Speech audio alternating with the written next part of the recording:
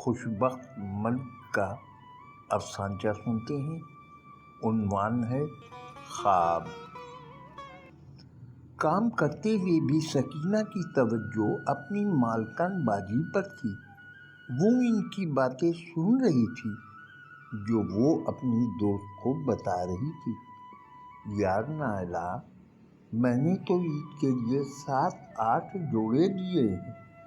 عید پر کئی جگہ جانا ہوتا ہے اور کتنے ہی مہمانوں کو اپنے گھر دعوت بھی دینی پڑتی ہے۔ اسی حساب سے ہونے چاہیے نا کپڑے۔ مالکن کی بات سن کر سکینہ سوچ میں پڑ گئی کہ انہوں نے ایک ہی ساتھ کتنے جوڑے سلوا لیے۔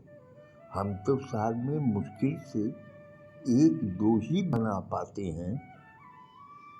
مالکن فون رکھ کر جیسے ہی مڑی، اسے دیکھ کر یکدم بولی، تم ابھی تک یہیں ہو؟ کتنا سارا کام باقی ہے، جلدی جلدی کام سمیٹو۔ سکینہ جھجکتے ہوئے بولی، باجی تنخواہ عید سے پہلے ہی دے دیں تاکہ میں بھی کچھ خرید سکوں۔ میں نے کہا نا ابھی نہیں، بس پھر بار بار کیوں مانگ رہی ہو؟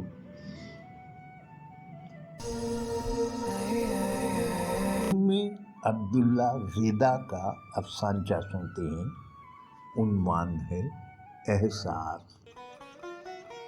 پڑوسن نے پوچھا، روزے کیسے گزر رہے ہیں؟ عید کی شاپنگ کر لی؟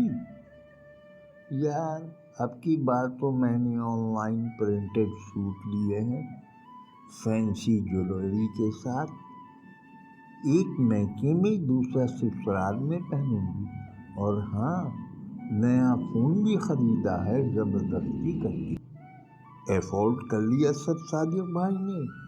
حال ہی میں تو ایکسیڈنٹ سے ٹانگ ٹوٹی ہے۔ کافی خرچہ ہوا ہوگا تمہارا اس بے روزگاری میں۔ بس منوا لی ہمیشہ کی طرح اپنی بات۔ کہاں سے ارینج کیا مجھے اس سے کیا غرض؟ تم سناؤ، تم کیا پہنو گی عید پر؟ عید پر ہی دیکھ لینا، حوریہ جاسیت سے مسکرائی۔ شمع کی ساس کی تعزیت کے لیے ہمارے ساتھ جاؤ گی عید پر؟ کشف اور مومنہ بھی ہوں گی؟ ضرور، حوریہ نے پڑوسن کو جواب دیا۔ دونوں گلی میں دروازے پر آمنے سامنے کھڑی باتیں کر رہی تھیں۔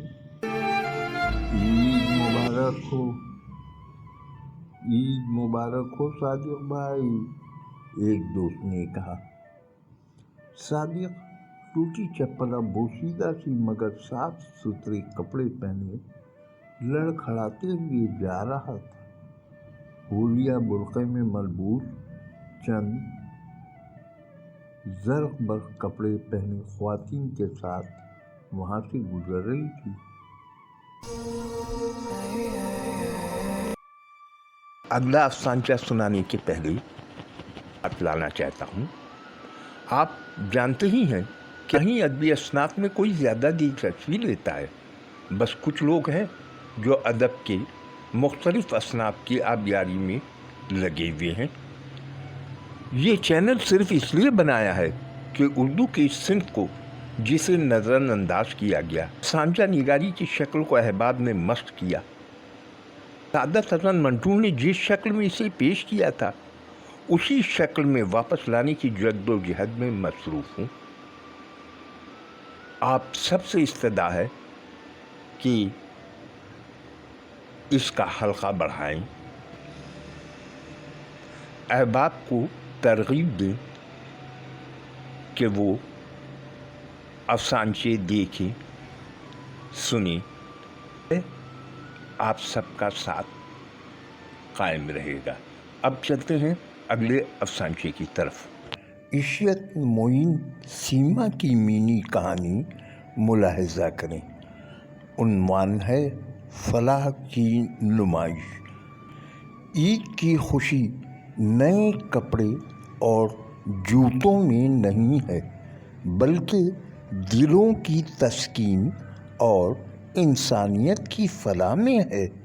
آئیے دل کھول کر دلوں کی تسکین کا سامان کریں اور انسانیت کی فلاح کے لیے عملی قدم اٹھائیں۔ دل کھول کر عطیات، صدقات، زکوٰۃ اس بکس میں ڈالیے۔ ہاں، فطرہ ادا کرنے والے صاحبان، عید کی نماز سے قبل یہ فرض ادا کر دیں تاکہ غربا اور ضرورت مند بھی اپنی عید کا بخوبی اہتمام کر سکیں۔